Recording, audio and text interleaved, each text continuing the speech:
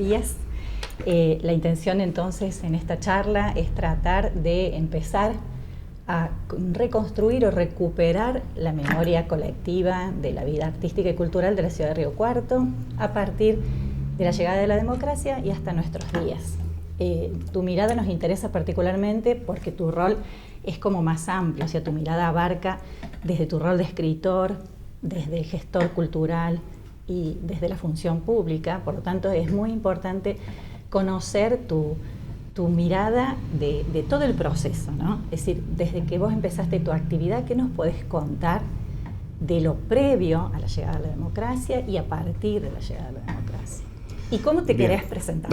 O sea, si un rol Patricia es como que tiene preponderancia sobre los otros.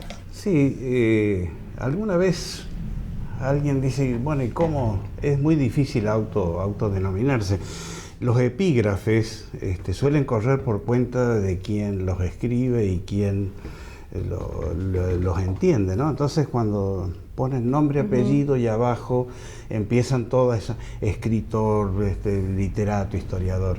En realidad, la función que, por haber sido un producto institucional en lo personal, yo operaría como mediador cultural. Siempre mi función fue tratar de reunir a la gente en torno a esas instituciones y ya nos situamos directamente en la fecha. Los años oscuros se vivieron intensamente en Río Cuarto con muy severas restricciones, algunas de un carácter absurdo, como fue aquellos casos de que teníamos que asistir a la comisaría para, de las dos maneras, en forma presencial y entregando la consabida nota, para decir que en la Biblioteca Mariano Moreno el día tal, a tal hora, se iba a realizar una conferencia de la que participaba fulano con un determinado título.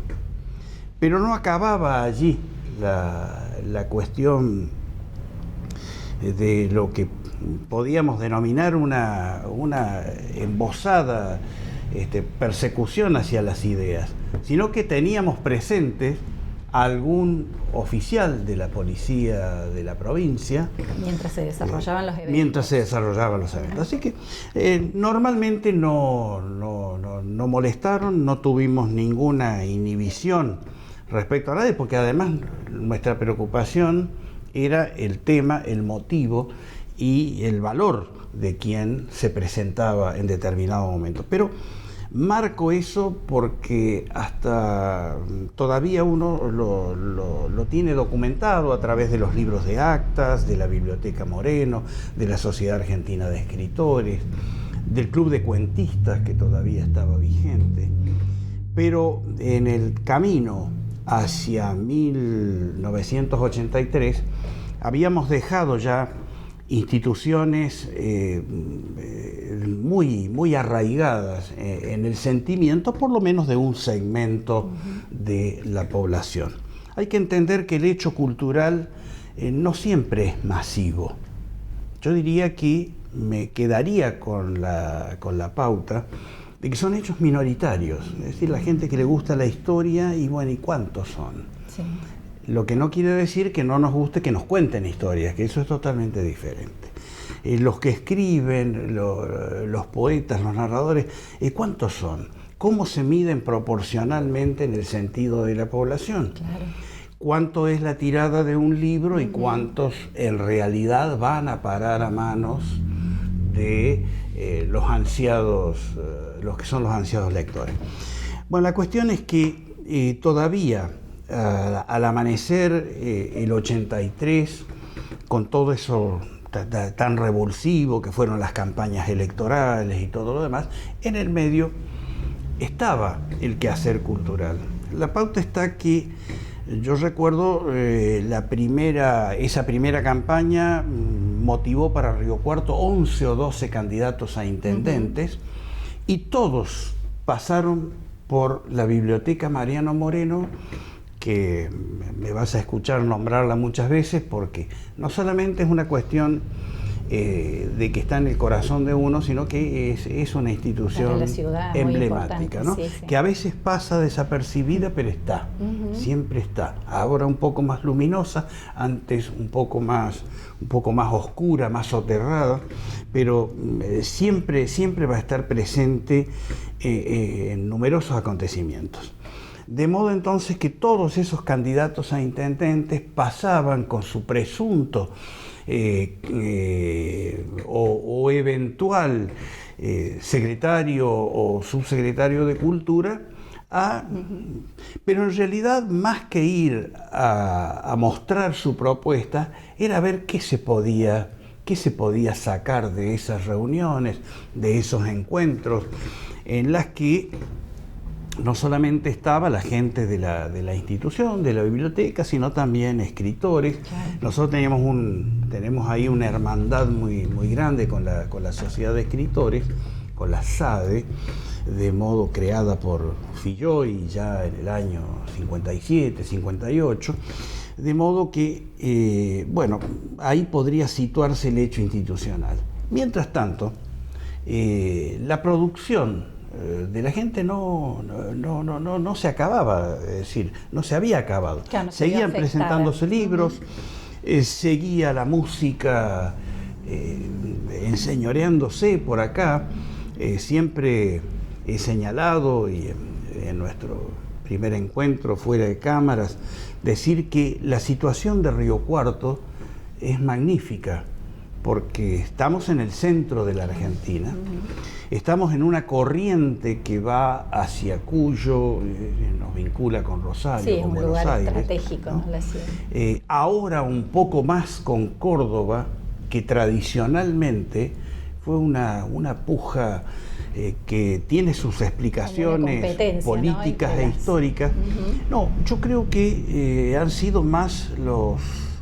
Yo voy a usar una frase que se ha escuchado en la política, más los olvidos de Córdoba hacia el sur. Cuando digo Córdoba, digo la capital de la provincia, hacia el sur y en particular hacia Río Cuarto. No me extrañaría que haya habido algo en una rivalidad supuesta, porque nuestros talentos también han tenido su gravitación. Antes que sigamos avanzando, discúlpame la interrupción, del periodo previo a la llegada a la democracia, ¿vos notaste, en lo que vos recordás, que hubo figuras censuradas, hubo algún evento que tuvo algún impedimento para llevarse a cabo o condicionamientos para realizarse?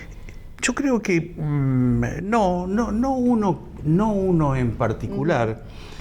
Curiosamente, años atrás, en el año 67, aquí fue censurado Horacio Guaraní.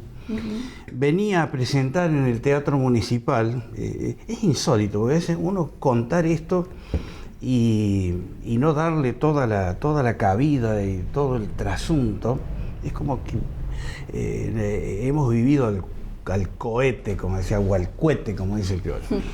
Vino a presentar una versión del Martín Fierro, ¿vale? Es decir, el poema máximo de la nacionalidad. Sí. Y bueno, nos encontramos con que en ese momento no estaba el intendente municipal activo, estaba el secretario de gobierno, y se censura, estaba toda la programación hecha, consta en los diarios, los avisos, la publicidad, pero finalmente no se hace. Hará que el Potro toda la vida, él siguió viniendo, pero muchísimas veces a Río Cuarto, y siempre recordaba que él en Río Cuarto se le había impedido actuar en el teatro municipal.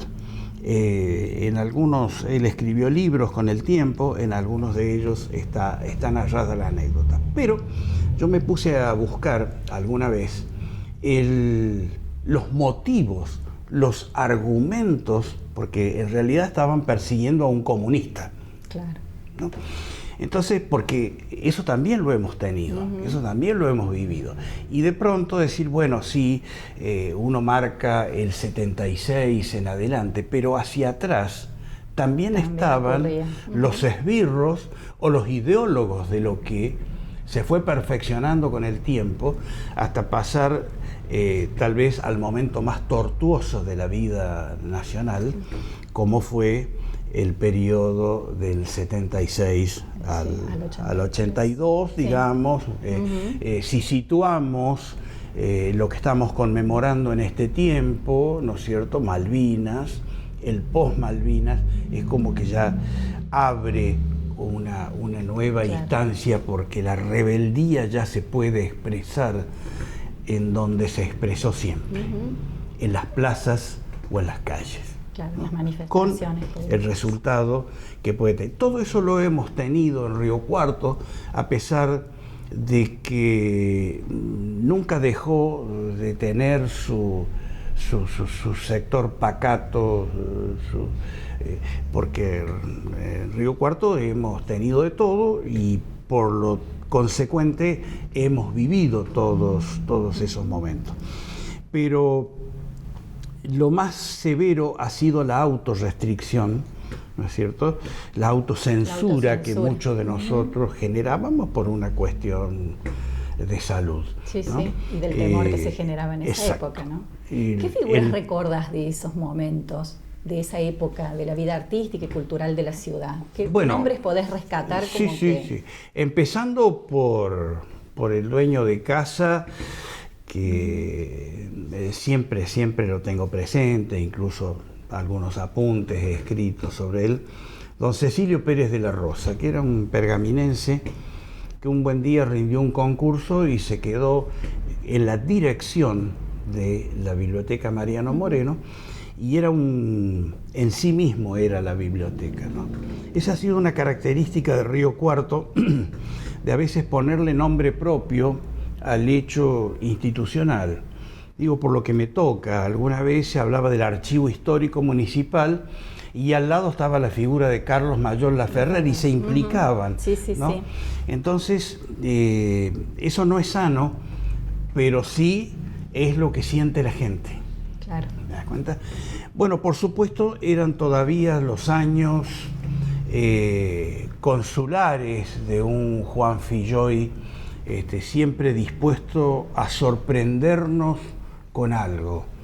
Si no eran algunos de sus libros, sus opiniones, el seguir asombrándonos con haber hecho alguna vez tal cosa que a lo mejor no entraba en la regla estricta del escritor, sino de un hombre polifacético, que sorprendía y sorprende aún hoy cuando uno va conociendo instancias de su vida.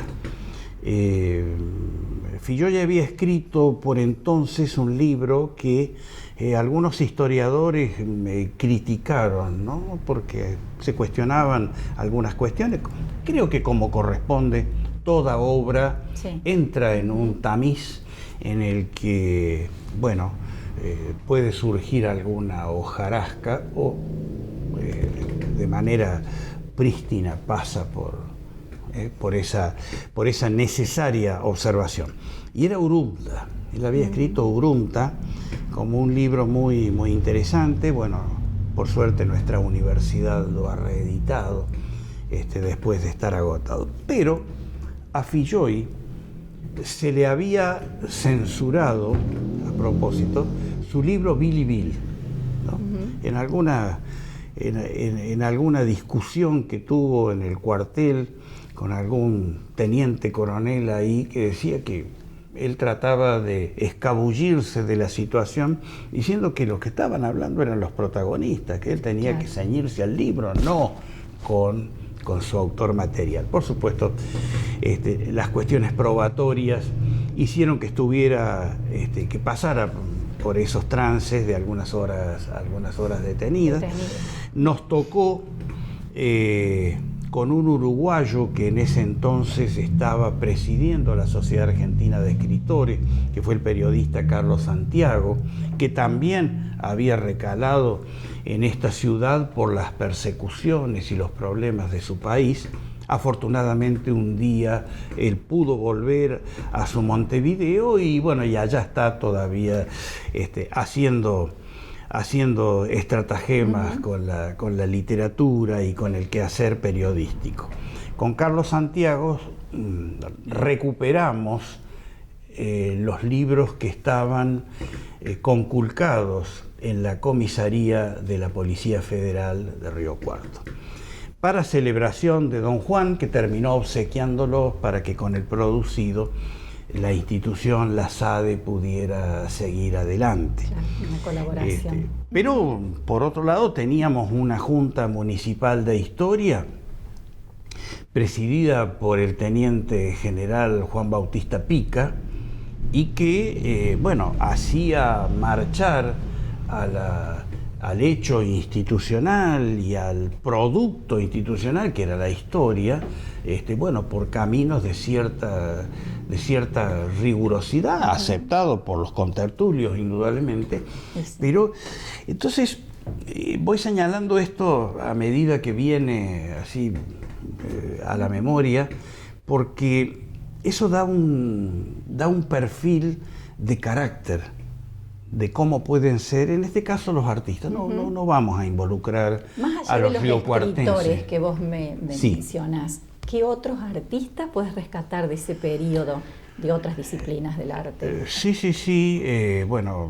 Sara Zimmerman, como una mujer que, sin ser una concertista destacada, pero sus comentarios en el diario El Pueblo sobre los acontecimientos musicales.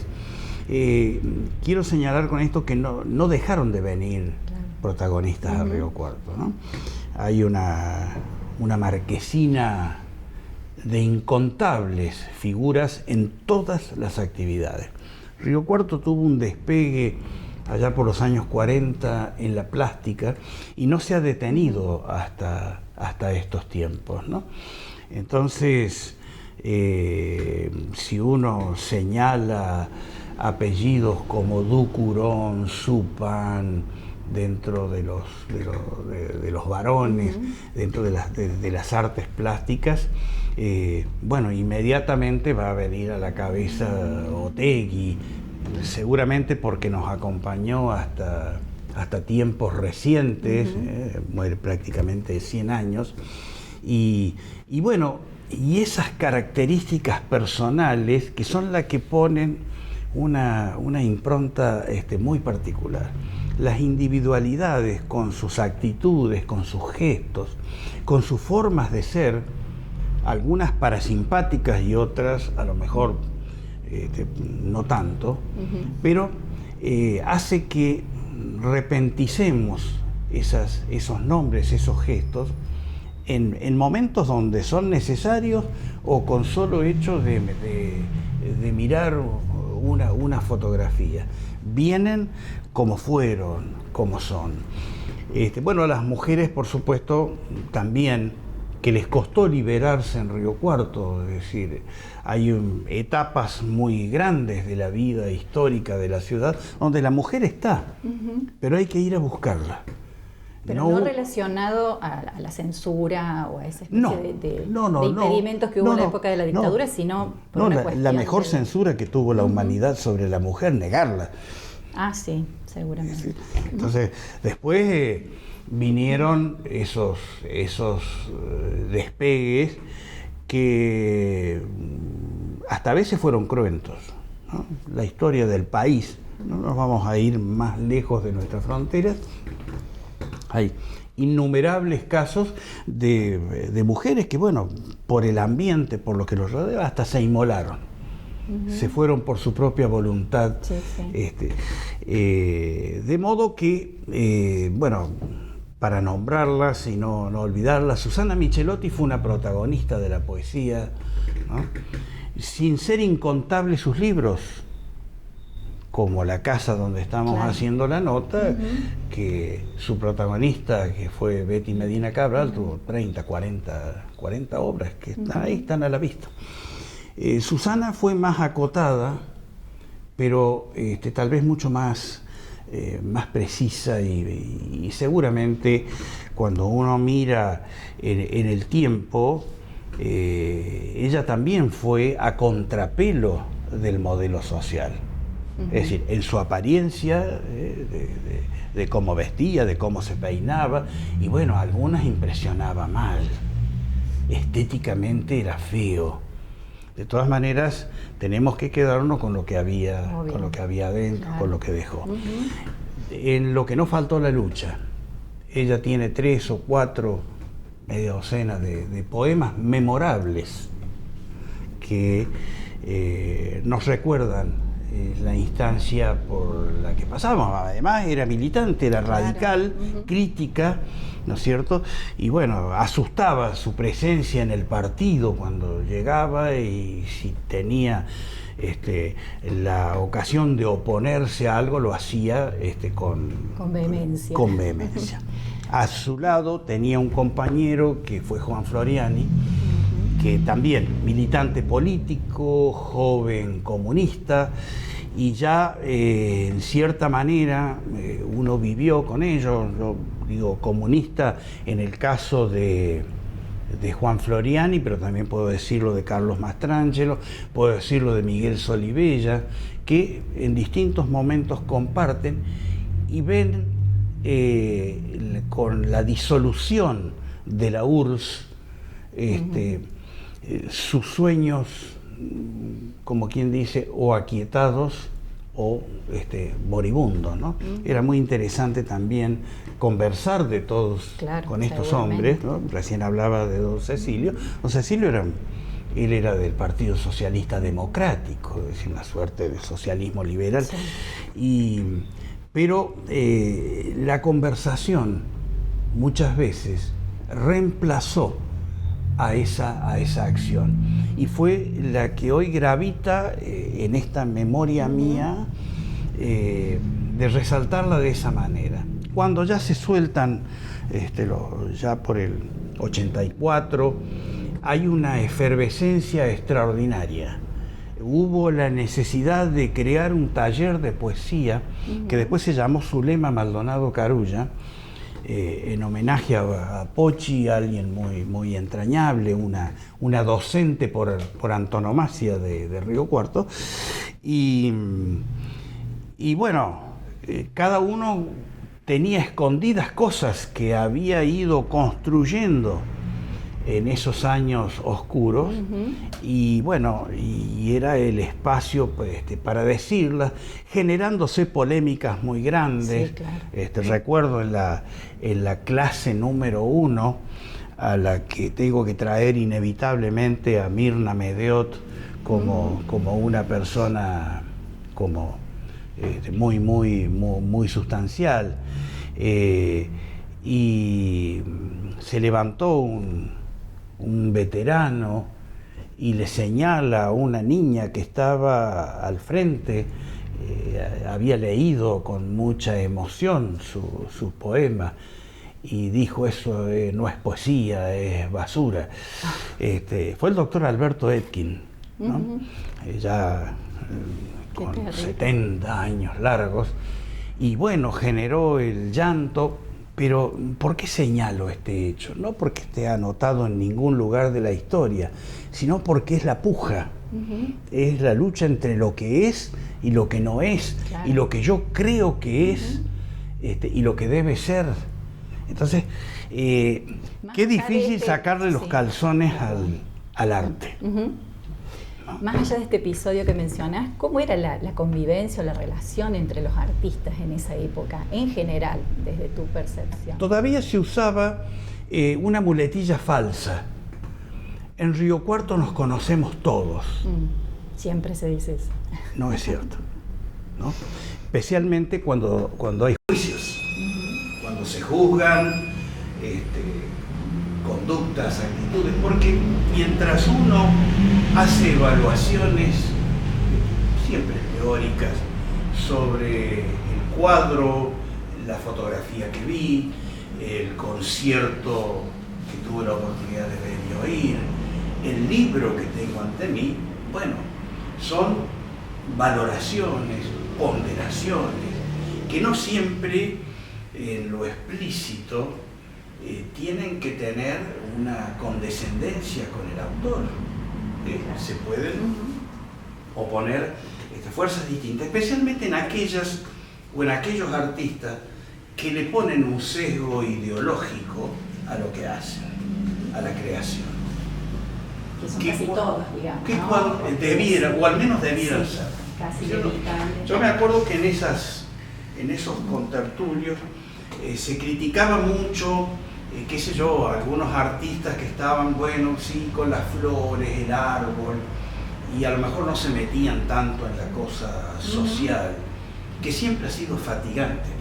Venimos con una historia de pobres, ricos, de poderosos y de miserables, ¿no? Así, y vemos que se nos van los años, se nos han ido muchos de estos seres entrañables, al menos dignos de memoración en este momento, y no pudimos resolver las desigualdades y las cosas que nos separan. Pero bueno, yo creo que en cierta manera es la condena de vivir en un mundo tan maravilloso, porque lo importante es la maravilla de vivir. De todas formas, sacadas esas cuestiones en las que, a ver, es inevitable los celos, es inevitable un poco la envidia, es decir, son a veces los pecados capitales, ¿no? Sin ser tan exagerado, pero siempre eso está. No obstante,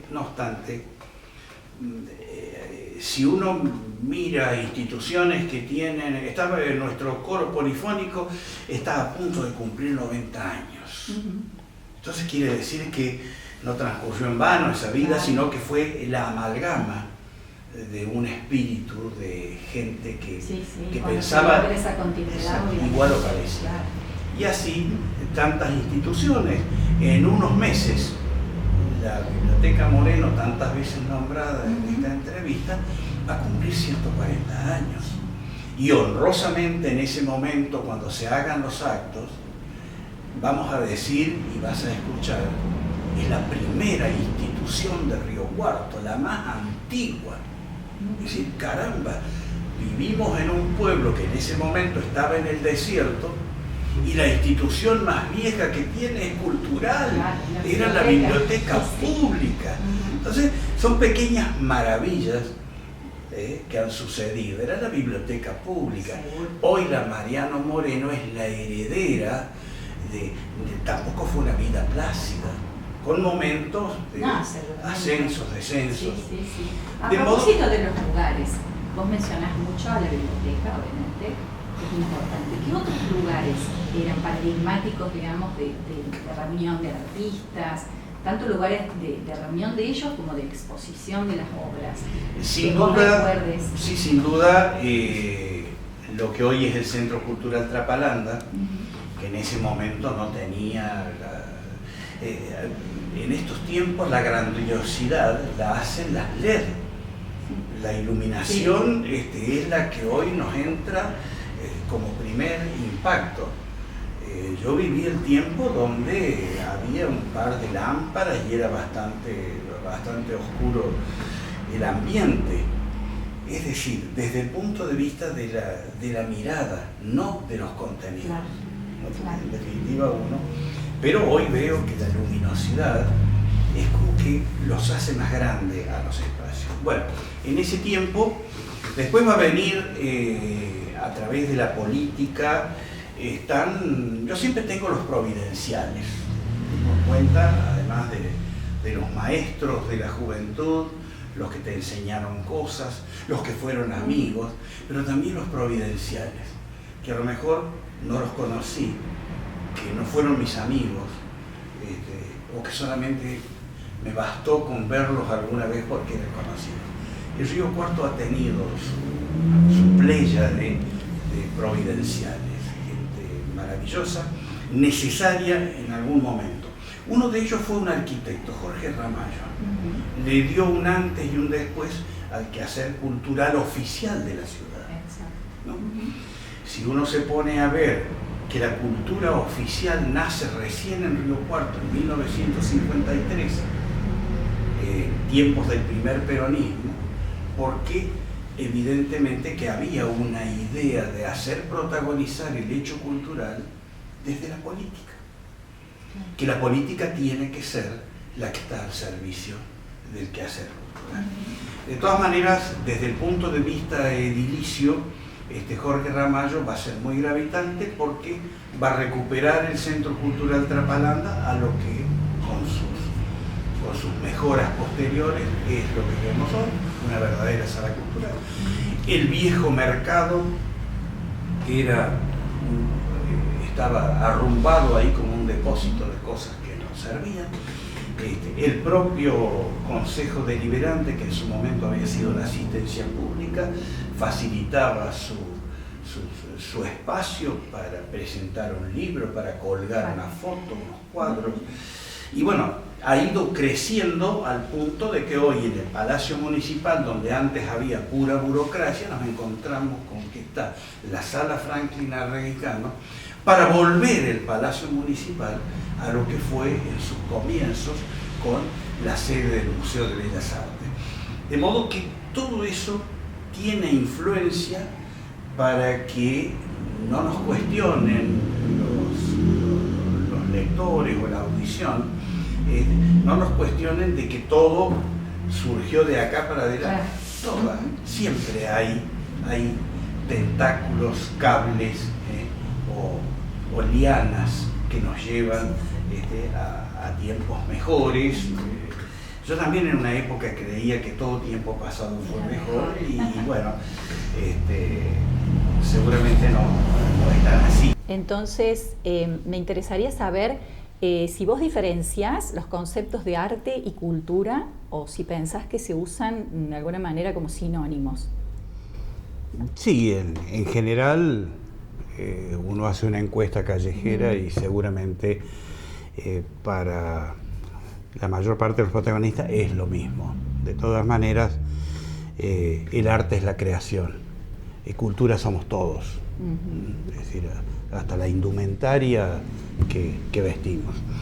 Y eso se demuestra cuando uno contrasta épocas, ¿no? Es decir, cómo eran la presencia cultural, estética y artística de un momento con otro, ¿no? De modo entonces que sí, hay mucha teoría, se ha escrito mucho al respecto. Seguramente hay tantas definiciones como artistas o como quien se ha desempeñado en la cultura.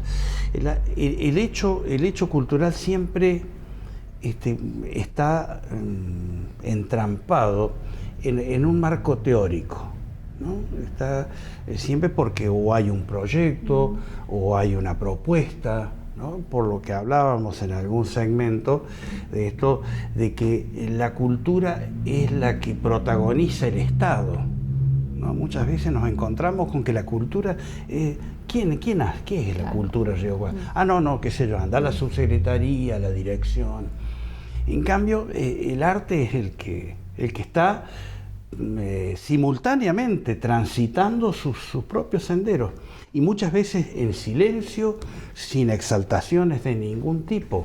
A veces yo conozco en esta ciudad gente que ha hecho arte al margen de los medios comunicacionales, al margen de la trascendencia, y te deslumbran. Sí, claro. Cualquiera que sea. Con relación a las políticas públicas culturales, ¿vos considerás que hubo una época en que se benefició la actividad artística o otras épocas en que se perjudicó o se introdujeron trabas, digamos, a la actividad de los artistas? En general, las dificultades que han generado las propuestas que hubo, los proyectos, han sido algo bastante obvio, la escasez de presupuesto. Porque si uno se descuida, lo artístico te puede llevar toda la moneda disponible. De modo que muchas veces la actividad cultural ha necesitado la incentivación. Entonces hubo una época en la que la multiplicidad de talleres fue fenomenal en Río Cuarto. Había talleres para todo, en las asociaciones vecinales, en los barrios, con una idea de acercar. No faltaba algún exaltado que de esa manera dice, vamos a sacar los niños de la calle, exageraciones. No, pero en este sentido era importante tratar de acercar desde temprana edad a las personas, y si no a la actividad artística propiamente de las manos, sino espiritualmente, acercarlos a la observación, que es algo espléndido también, porque los artistas necesitan público, sí, claro, y el claro. público es el nutren de observador, eso. y cuando ese observador está formado, se enaltece lo que se está viendo. De modo que en un determinado momento, y en esos años 90, aparece nuestra universidad gravitando mucho más. Siempre se criticó el tema del campus por estar a tanta distancia, claro, y que había que ir a...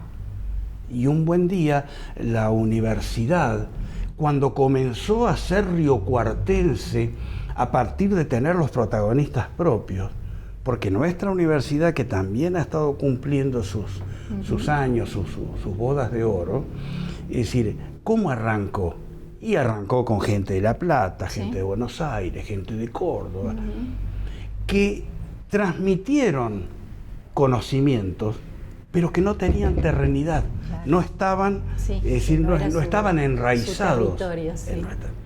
Y con el tiempo fuimos dando nuestros profesores, y esos profesores fueron dando sus alumnos, y un buen día Río Cuarto, y entramos en esto de los 90 en adelante, se encontró con que tiene gente de la región haciendo el quehacer cultural y artístico en este medio.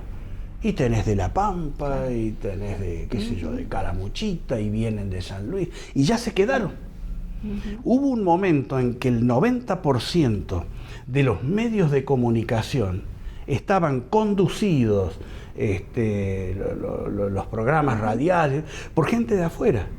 Y si uno hace un censo, una encuesta hoy, te vas a encontrar con lo mismo.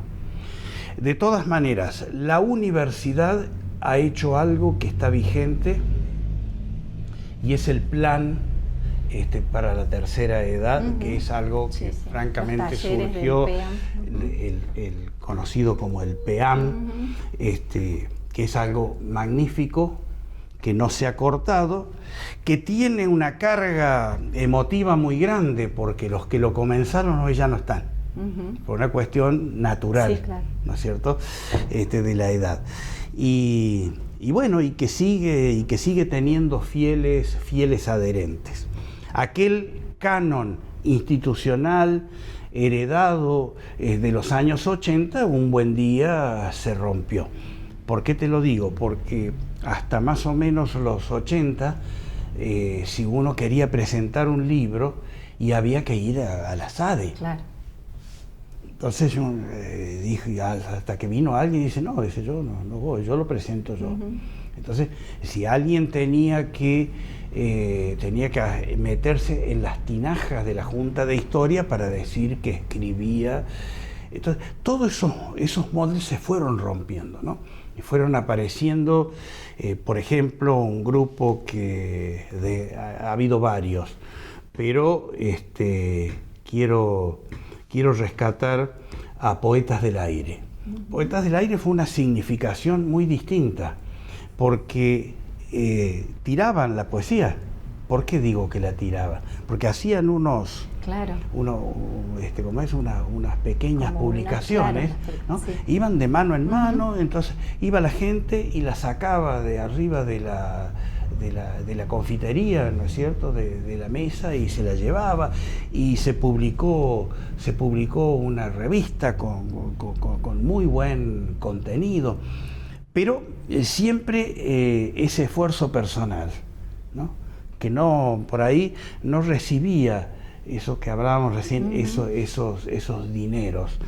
Yo no he visto épocas negativas desde el punto de vista del quehacer oficial. Sí, a veces direccionar los fondos mucho más hacia el espectáculo que hacia la creación propiamente. Imagínate, entre darle un dinero a Omar Izaguirre para que publicara o alguna cosa y que viniera alguna banda que junta multitudes, y bueno, muchas veces la plata ha ido para esos lugares.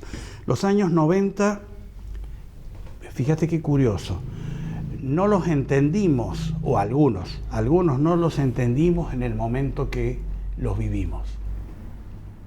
Posteriormente nos dimos cuenta que a los años 90 los habíamos sufrido, porque la democracia que se había plantado en los años 80 con el menemismo pasó a tener una contrafigura que los propios peronistas analizan hacia adentro, ¿no es cierto? Porque verdaderamente es contrafigural, y esa facilidad de las cosas, ¿no es cierto? Desde ir a la góndola y tener un queso de la China, un queso de Holanda directamente, porque se habían roto los cánones de la moneda, y viajábamos y todos nos ponderábamos de ciertas cosas. Después nos dimos cuenta de lo que habíamos perdido, ¿no es cierto? En esa euforia que también forma parte de lo que hacemos, de lo que a veces tenemos que razonar al momento de votar, mucho más cuando ahora cada vez votamos menos. La última elección de Río Cuarto, pandemia de por medio, votó un 60% apenas, ¿no? Cuando al presidente Alfonsín lo votó prácticamente el 89% es decir, participó el 89% de la población. De modo que bueno, lo institucional fue cambiando, todo lo libre, los ropajes fueron vistiendo al quehacer artístico de manera muy distinta. Ya el sexo no es el óbice, ya las mujeres, los trans, ya tienen su organización, ganaron las calles de Río Cuarto. Y me voy adelantando a lo mejor a lo que es una pregunta de cierre. Ese es el Río Cuarto, impostado en parte, porque mi preocupación no son los que se expresan. Los que se expresan yo los conozco, los veo, los saludo, son mis amigos, no son mis amigos. El problema está en los que no dicen nada. Y un buen día te sorprenden con un juicio que te esquilma. De modo entonces que eso es Río Cuarto, una mistura muy que viene de lejos. Acá tuvimos pardos, morenos, indios, inmigrantes, todo en el siglo XIX. Se fue haciendo una confusión, ¿cierto?, racial, que después es muy difícil de caracterizar. ¿Cómo son los riocuartenses? Dice alguien, es difícil, ¿no? Lograr impensado. La identidad de la ciudad. Entonces, bueno, ¿cómo somos los riocuartenses? Somos estos locos que andamos, una mezcla de todos, ¿no? Es decir, ¿por qué? Porque acá hubo 3 o 4 genéticas que gravitaron, los españoles, los italianos, los franceses. Ahí están centenarias las sociedades, las sociedades mutualistas. Pero después vinieron los judíos, después vinieron los árabes, que también tienen lo suyo. Seguro. Más los árabes que se quedaron.